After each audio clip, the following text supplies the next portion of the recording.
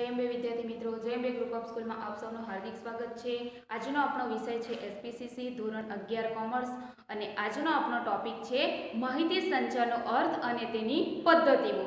એની અંદર આપણે પદ્ધતિઓ અને માહિતી સંચારની અર્થ અને પ્રક્રિયાઓ શીખી ગયા। હવે આપણે માહિતી સંચારની પદ્ધતિઓની અંદર કે કઈ માહિતી સૌથી વધુ પ્રચલિત છે એના વિશે શીખવાના છે। જે આપણી સૌથી વધુ પ્રચલિત પદ્ધતિ કઈ છે તો મૌખિક માહિતી સંચારનો અર્થ, બરાબર। તો પહેલા જે પદ્ધતિ અસ્તિત્વમાં આવી તો કઈ મૌખિક હતી અને ત્યાર પછી કઈ પદ્ધતિ અસ્તિત્વમાં આવી લેખિત। તો સૌપ્રથમ આપણે મૌખિક માહિતી સંચારનો અર્થ શીખીશું। માહિતી સંચાર માટે સૌથી ઉપયોગી એવું સાધન એટલે ભાષા। તો મૌખિક માહિતી સંચાર કરવા માટે આપણને શેની જરૂર પડશે? ભાષા। ખ્યાલ આવી ગયો? તો તેને સમજવા કે ઉપયોગમાં લેવા માટે કે પારંગત થવા માટે 4 પ્રકારના કૌશલ્યનો પ્રયોગ થાય છે। જેમાં કયા કયા પ્રકારના કૌશલ્યો છે? જેમ કે સાંભળવું, ત્યાર પછી બોલવું, ત્યાર પછી આવશે વાંચવું અને લખવું। એ 4 પ્રકારના કૌશલ્યનો પ્રયોગ થાય છે ત્યારે આપણે કઈ માહિતી ઉપયોગમાં લઈ શકીએ? મૌખિક। તો એ 4 પ્રકારના કૌશલ્યનો અહીં પ્રયોગ થાય છે। તો સૌપ્રથમ કયું કૌશલ્ય આવશે? બોલવું, ત્યાર પછી સાંભળવું અને ત્યાર પછી વાંચવું અને લખવું। એ 4 પ્રકારના કૌશલ્યો દ્વારા આપણે મૌખિક માહિતી સંચારની પદ્ધતિની સફળતા તરફ પ્રયાણ કરીશું। તો એની વ્યાખ્યા છે વિદ્યાર્થી મિત્રો, આ ખાસ ધ્યાન રાખવું કે માહિતી સંચાર માટે સૌથી ઉપયોગી એવું સાધન એટલે ભાષા। એના માટે ભાષા સૌથી અગત્યની વસ્તુ છે કે તમે બોલો છો ત્યારે કઈ ભાષાનો ઉપયોગ કરો છો, સામેવાળા વ્યક્તિને સમજ પડે એ રીતે ભાષાનો ઉપયોગ થવો જોઈએ। તો ત્યારે આપણને સફળતા મળે છે। નહીં તો આપણે દાખલા તરીકે કેટલીક વખત મૌખિક માહિતી સંચાર કરીએ છીએ પરંતુ પાછળના વર્ગ સુધી જ્યારે પોતાનો અવાજ પહોંચતો ન હોય અને જ્યારે આપણે માહિતી સંચાર કરીએ છીએ તો પાછળ જે બેઠા છે એને તમારો અવાજ જતો નથી તો એ સાંભળી શકતો નથી કે સમજી શકતો નથી। તો તમને કઈ રીતે એની માહિતી મળશે? તો એનો પ્રતિભાવ તમને મળશે નહીં। માટે એના માટે ભાષા સ્પષ્ટતા જરૂરી છે। તેને સમજવા, ઉપયોગમાં લેવા કે પારંગત એટલે કે સફળતા મેળવવા માટે 4 પ્રકારના કૌશલ્યનો પ્રયોગ થાય છે। જેમાં કૌશલ્યો છે સાંભળવું, બોલવું, વાંચવું અને લખવું। તો એ 4 કૌશલ્યો દ્વારા આપણે મૌખિક માહિતી સંચાર કરીશું અને સફળતા તરફ પ્રયાણ કરીશું। તો એની વ્યાખ્યા સમજી લીધા પછી આપણે મૌખિક માહિતી સંચાર પદ્ધતિના ફાયદાઓ વિશે માહિતી મેળવીશું। મૌખિક માહિતી સંચાર પદ્ધતિ કરવાથી આપણને કયા કયા પ્રકારના ફાયદાઓ થાય છે અને એનાથી આપણને કઈ સફળતા મળે છે, કેવી રીતે મળે છે એ આપણે શીખીશું। તો સૌપ્રથમ આપણે જોઈશું આ પદ્ધતિ સૌથી સરળ, હાથવગી અને સૌથી વધુ વપરાતી પદ્ધતિ છે। તો આ માહિતી સંચારની પદ્ધતિ કેવી છે? તો સૌથી સરળ। સરળ એટલા માટે કહેવામાં આવી છે કે આ પદ્ધતિની અંદર તમારે કોઈ ચોક્કસ સમય હોતો નથી। દાખલા તરીકે તમારે કોઈક ક્લાસની અંદર માહિતી આપવી છે અથવા તો કોઈક વ્યક્તિને માહિતી આપવી છે તો એના માટે ગમે તે સ્થળે ગમે તે સમયે તમે માહિતી આપી શકો છો અને કહી શકો છો। તો આ મૌખિક માહિતી પદ્ધતિ એવી છે કે તમે વ્યક્તિ વચ્ચે માહિતી સંચાર થાય છે, વ્યક્તિ જૂથ સાથે માહિતી સંચાર કરે છે અથવા તો એક જૂથ બીજા જૂથને માહિતી પહોંચાડે છે। એટલા માટે આ પદ્ધતિ કેવી રીતે કહેવામાં આવી છે? સૌથી સરળ અને હાથવગી। એટલે કે આ બોલીને માહિતી રજૂ કરવામાં આવે છે એટલે સૌથી વધુ વપરાતી પદ્ધતિ છે। ખ્યાલ આવી ગયો? હવે ત્યાર પછી આ માહિતી સંચારની પદ્ધતિ ઓછી ખર્ચાળ. કેમ ઓછી ખર્ચાળ છે? તો કાગળ પેનની જરૂર પડતી નથી. એના માટે આપણને કોઈ કાગળની જરૂર પડતી નથી કે કોઈ પેનની જરૂર પડતી નથી, કારણ કે આપણે બોલીને જ માહિતી રજૂ કરવાની છે. તમે પછી વ્યક્તિને આપો કે જૂથને માહિતી સંચાર કરશો, પરંતુ એના માટે દાખલા તરીકે કોઈક મેદાનમાં ઊભા છે તો ત્યાં પણ બધાને ભેગા કરીને તમે માહિતી આપી શકો છો, અથવા તો કોઈ ચોક્કસ જગ્યા ફાળવીને પણ અથવા તો ચોક્કસ રૂમ કે ક્લાસ ફાળવીને પણ તમે માહિતી સંચાર કરી શકો છો. બરાબર? એ તો વ્યક્તિના જૂથ પર આધાર રાખે છે. એટલા માટે આ ઓછી ખર્ચાળ પદ્ધતિ કહેવામાં આવી છે. ત્યાર પછી કારણ કે બોલનારને સાંભળનાર તરફથી ઝડપથી પ્રતિભાવ મળે અને ગૂંચવણભરી પરિસ્થિતિમાં નિરાકરણ લાવી શકાય છે. આ માહિતી સંચારની પદ્ધતિ પ્રત્યક્ષ રીતે એટલે બંને વ્યક્તિઓ હાજર હોય છે. કોણ? તો એક બોલનાર અને બીજો કોણ? સાંભળનાર.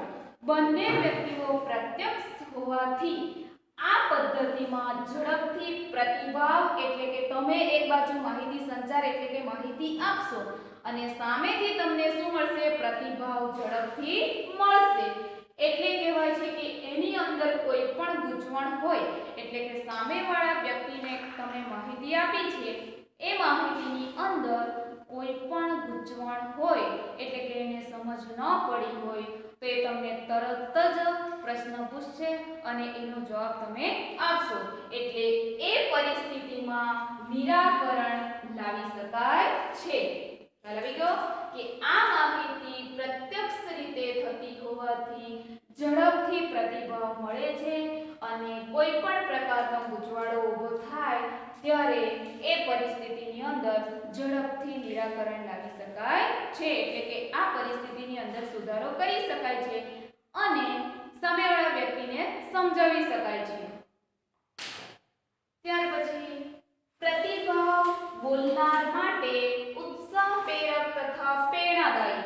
હવે જ્યારે પ્રત્યક્ષ રીતે માહિતી સંચાર થતો હોવાથી આ માહિતી સાંભળનાર તરફથી બોલનારને ઝડપથી પ્રતિભાવ મળે છે.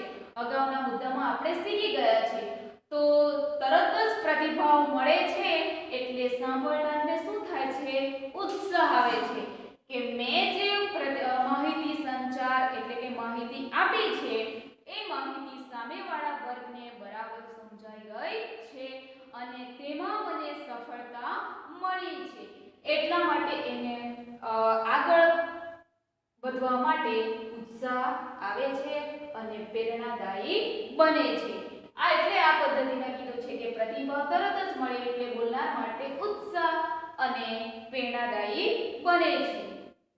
ત્યાર પછી માહિતીમાં ફેરફાર શક્ય. દાખલા તરીકે પ્રત્યક્ષ રીતે માહિતી સંચાર થાય છે અને ક્યારેક એવું પણ બને છે કે સામેવાળા વ્યક્તિને ભાષા યોગ્ય ન હોય એટલે કે તેને સમજ ન પડી હોય તો એ વ્યક્તિ તરત જ પોતે જે બોલનાર છે એને કહી શકે છે અને એ બોલનાર એને સમજાવી શકે છે. અને જો પદ્ધતિની અંદર કોઈ ફેરફાર કરવો હોય કે માહિતીની અંદર ફેરફાર કરવો હોય તો એ ફેરફાર કરી શકે છે. એટલા માટે કીધું છે કે માહિતીમાં ફેરફાર શક્ય છે. ત્યાર પછી સાધન માધ્યમમાં પરિવર્તન. ક્યારેક મૌખિક માહિતી રજૂ કરતામાં ક્યારેક ગૂંચવાડો ઊભો થયો હોય અને સામેવાળાની પરિસ્થિતિ સમજીને ક્યારેક સાધન માધ્યમની અંદર પણ પરિવર્તન લાવી શકાય છે. ત્યાર પછી અસફળતાના સંજોગો નહિવત બને છે. એટલે આ માહિતી પ્રત્યક્ષ રીતે થતી હોવાથી આપણને ક્યારેય પણ નિષ્ફળતા જોવા મળતી નથી, કારણ કે અગાઉના મુદ્દામાં આપણે જોયું છે કે એમાં સફળતા મળે છે. કેમ કે બોલનારને સાંભળનાર તરફથી ઝડપથી પ્રતિભાવ એટલે કે જવાબ મળે છે. એટલે એમાં અસફળતા મળવાના સંજોગો ઊભા થતા નથી. એટલે કહેવાયું છે કે અસફળતાના સંજોગો નહિવત બને છે. એમાં આપણને ચોક્કસ સફળતા મળે છે। ત્યાર પછી આ માહિતી સંચારની પદ્ધતિમાં સાંભળનાર નિરક્ષર હોય તો પણ માહિતીની આપ-લે શક્ય છે। આની અંદર કહેવાયું છે કે મૌખિક માહિતી સંચાર કરતી વખતે જો વ્યક્તિ અભણ હોય, નિરક્ષર એટલે અભણ હોય, તો પણ એ વ્યક્તિ માહિતી સાંભળી શકે છે અને પોતાનો પ્રતિભાવ બોલનારને આપી શકે છે। એટલા માટે કહેવાયું છે કે આ મૌખિક માહિતી સંચાર આપલે માટે શક્ય છે। એટલે અભણ વ્યક્તિ પણ સારી રીતે સાંભળી શકે છે અને પોતાનો જવાબ બોલનાર સુધી પહોંચાડે છે, તરત જ માહિતી આપી દે છે। ત્યાર પછી આ પદ્ધતિમાં સમયનો બચાવ થાય છે। કેટલીક વખત એવું બને છે કે મૌખિક માહિતી સંચાર પદ્ધતિમાં સમય કોઈ નક્કી હોતો નથી। દાખલા તરીકે તમે મૌખિક માહિતી સંચાર કરવા માટે એમાં મિનિટ તમે નક્કી કરી હોય તો એ સમય કોઈ નક્કી નથી, ક્યારેક વધારે પણ સમય જોઈએ છે અથવા તો ક્યારેક તમે 30 મિનિટ લીધી હોય તો એના કરતાં ઓછો પણ સમય જોઈએ છે। કેમ? તે બોલનાર ઉપર આધાર રાખે છે, કારણ કે કેટલીક વખત આની અંદર એવું છે કે જો માહિતી જો રજૂ કરી હોય અને સામેવાળો વર્ગ જો ઝડપથી સમજી શકે એમ હોય તો માહિતી ઝડપથી પૂરી કરી શકાય છે, તો એના કારણે સમયનો બચાવ થાય છે। ખ્યાલ આવી ગયો? એટલા માટે આ પદ્ધતિમાં સમયનો બચાવ થાય છે। ત્યાર પછી પ્રત્યક્ષ સ્વરૂપે ઉપયોગ। અગાઉ આપણે શીખી ગયા છે કે બોલનારને સાંભળનાર તરફથી ઝડપથી પ્રતિભાવ મળે છે, એટલે આ માહિતી કેવી રીતે કરી શકાય છે? તો પ્રત્યક્ષ રીતે। પ્રત્યક્ષ એટલે સામસામે, બોલનાર અને સાંભળનાર બંને એક જ જગ્યા ઉપર હોય છે, એટલે આ માહિતી પ્રત્યક્ષ રીતે થાય છે। ત્યાર પછી આ પદ્ધતિમાં ભૂલ તરત જ સુધારી શકાય છે। અગાઉ આપણે જોયું છે કે ગૂંચવણભરી પરિસ્થિતિમાં નિરાકરણ લાવી શકાય। તો માહિતીની અંદર કોઈ પણ તકલીફ હોય, કોઈ પણ ન સમજ પડે એવી માહિતી હોય તો અથવા તો કોઈ પણ ભાષાની અંદર કોઈ સમજ ન પડી હોય તો એ ભાષાની અંદર પણ સુધારો કરી શકાય છે અને સામેવાળા વર્ગને માહિતી ફરીથી આપી શકાય, સમજાવી શકાય છે। એટલે આ પરિસ્થિતિની અંદર ફેરફાર કરી શકાય છે, સાધન માધ્યમની અંદર પણ ફેરફાર કરી શકાય છે, એટલે આ પદ્ધતિ સુધારી શકાય એટલે અસફળતાના સંજોગો ઊભા થતા નથી। તો અહીં આપણે મૌખિક માહિતી સંચાર પદ્ધતિના ફાયદાઓ શીખી ગયા છે। તો એ ફાયદાઓ શીખી ગયા એના આધારે આપણે એની મર્યાદાઓ પણ શીખવાના છે। તો સૌપ્રથમ તમે આ ફાયદાઓ શીખશો તો એના આધારે તમે મર્યાદાઓ પણ ઝડપથી શીખી શકો છો, બરાબર?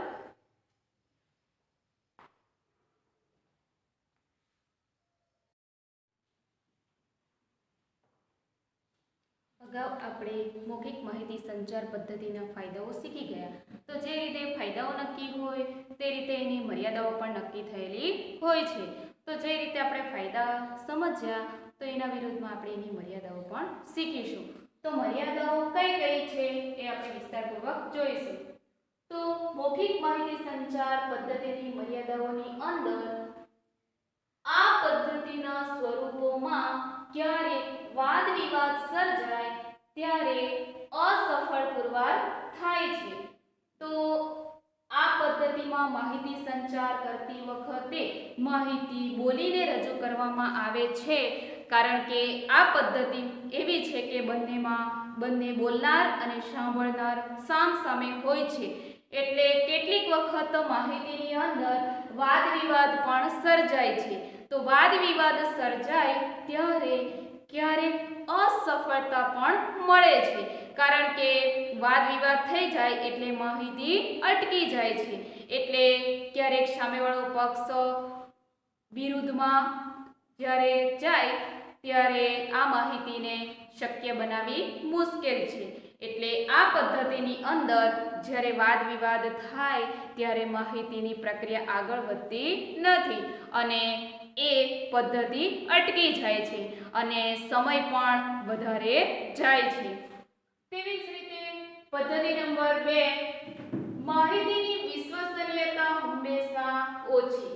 તો આ માહિતીની આપ-લે કરતી વખતે મૌખિક રીતે બોલીને રજૂ કરવામાં આવેલ હોવાથી આ પદ્ધતિની અંદર વિશ્વસનીયતા હંમેશા ઓછી હોય છે, કારણ કે એ પાછળથી પુરાવા રૂપે સાબિત કરી શકાતી નથી.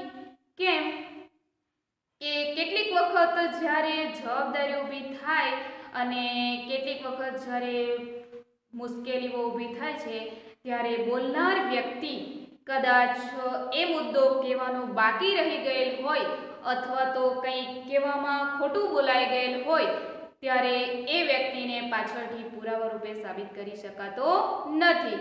એટલા માટે કહેવામાં આવ્યું છે કે માહિતીની વિશ્વસનીયતા હંમેશા ઓછી હોય છે, એટલે આ માહિતી પુરાવા રૂપે સાબિત થઈ શકતી નથી. ત્યાર પછી આધારભૂત પુરાવો ન ગણાય, કારણ કે ઉપર આપણે શીખી ગયા છે કે માહિતીની વિશ્વસનીયતા હંમેશા ઓછી છે, તો એના આધારે જ કહેવાય છે કે આ માહિતીને પુરાવા રૂપે ગણી શકાતી નથી. કે બોલનાર વ્યક્તિ ક્યારેક ફરી પણ જાય છે, આગળ કહ્યું તેમ કે કોઈ મુદ્દા કહેવાના બાકી રહી ગયેલા હોય અને બધા જ મુદ્દાઓની ચર્ચા ન પણ થઈ હોય તો પણ મૌખિક રીતે જવાબદાર કોઈ વ્યક્તિ રહેતું નથી.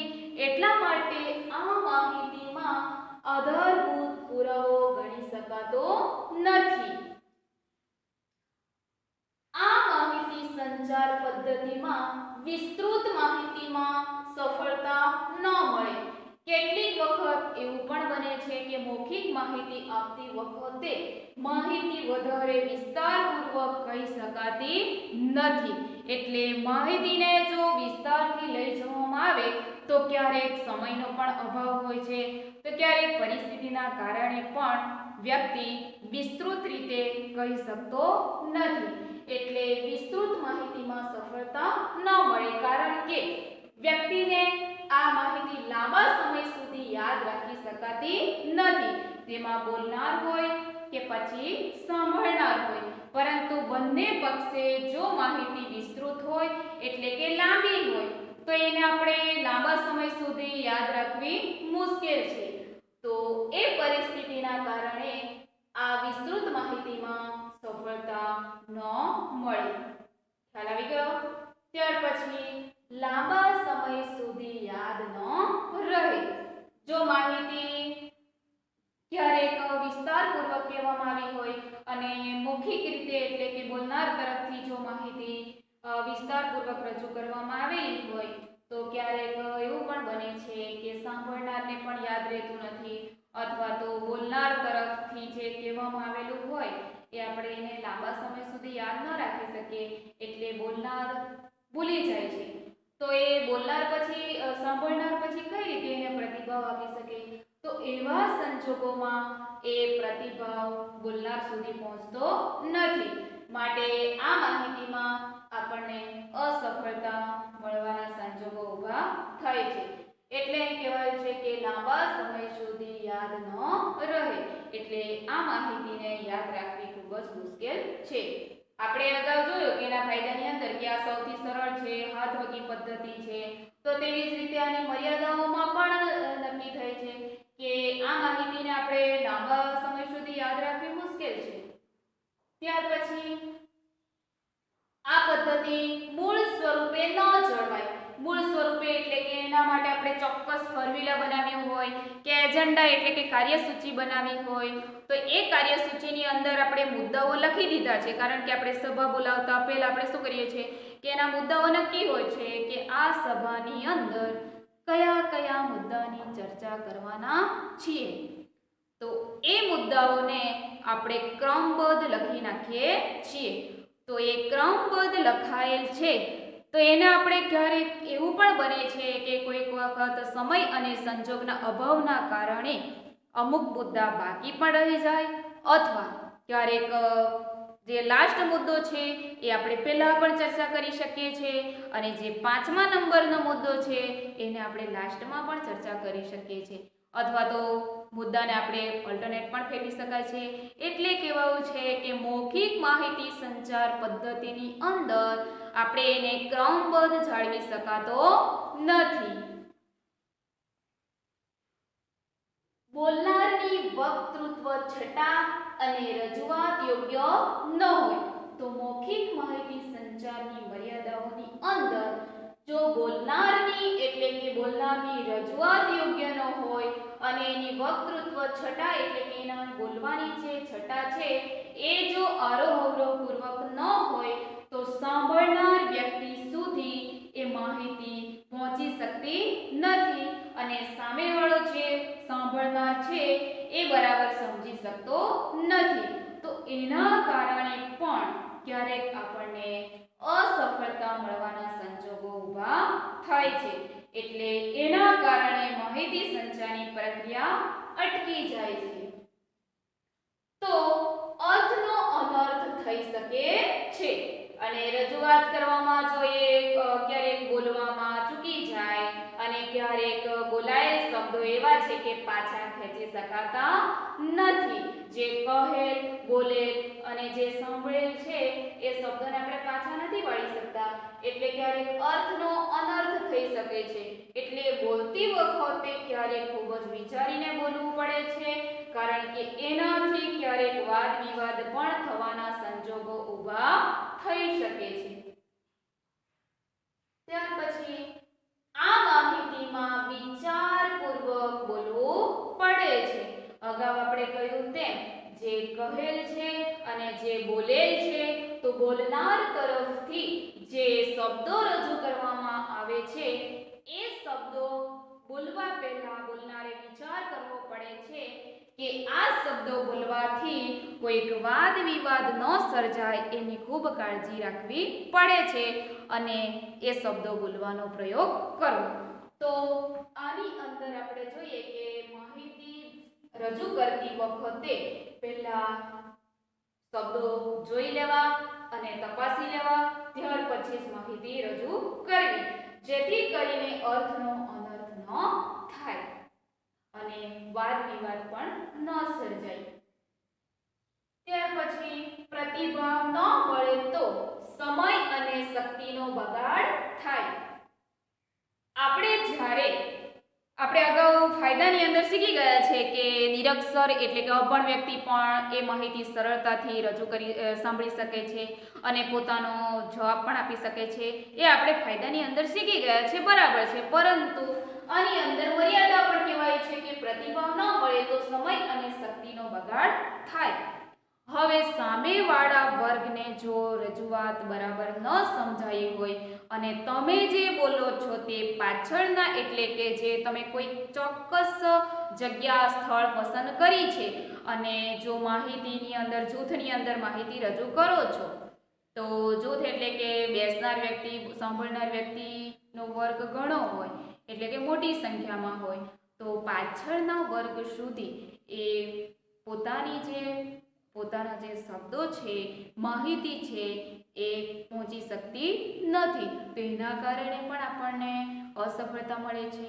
તો આવી પરિસ્થિતિ ઊભી થાય તે માટે ક્યારેક ઉપર આપણે પહેલો મુદ્દો શીખી ગયા છે કે વાદ વિવાદ સર્જાય ત્યારે પણ આપણને અસફળતા મળે છે।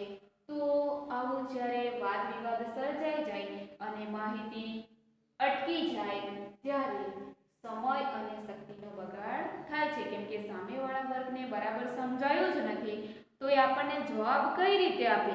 તો આટલા બધા શબ્દોનો ઉપયોગ કર્યા પછી એટલે કેટલીક વખત એવું બને છે કે કોઈક વેચનાર વર્ગ છે તમે જાણો છો કે તમારા ઘર સુધી જે ફેરિયાઓ છે બરાબર વેપારીઓ છે તમે કંઈક વસ્તુ લેવા માટે જાઓ છો અને એ વ્યક્તિ જો તમને બરાબર માહિતી ન આપે કે આની આટલી કિંમત છે આનો ઉપયોગ આ રીતે કરી શકાય આટલી ગુણવત્તાવાળો છે એ જો તમને બરાબર માહિતી નહીં આપે તો તમે શું ત્યાંથી વસ્તુ ખરીદી શકો છો નથી। એટલે સામેવાળો વર્ગ જો બોલવાની છટા અને રજૂઆત કરવાની જો પદ્ધતિ હોય તો એમાં ચોક્કસ સફળતા મળે છે। પરંતુ પોતાને રજૂ કરવાની અંદર જો કોઈ ખામી સર્જાય તો પછી સમય અને શક્તિનો બગાડ થાય છે, કારણ કે એમાં આપણને પ્રતિભાવ મળતો નથી. ત્યાર પછી લાસ્ટ મુદ્દો છે આપણો, આ માહિતી સંચાર પદ્ધતિમાં જવાબદારી નક્કી ન થાય, કારણ કે બોલનાર વ્યક્તિ છે એ મૌખિક રીતે માહિતી રજૂ કરતો હોય છે અને એ શું બોલી ગયો છે એ સાંભળનારને પણ કદાચ યાદ ન હોય અને એનાથી કદાચ કંઈ ભૂલ થઈ ગઈ હોય બોલવામાં, તો પણ એ વ્યક્તિ જવાબદાર રહેતો નથી, કારણ કે આપણી પાસે પુરાવો છે જ નથી.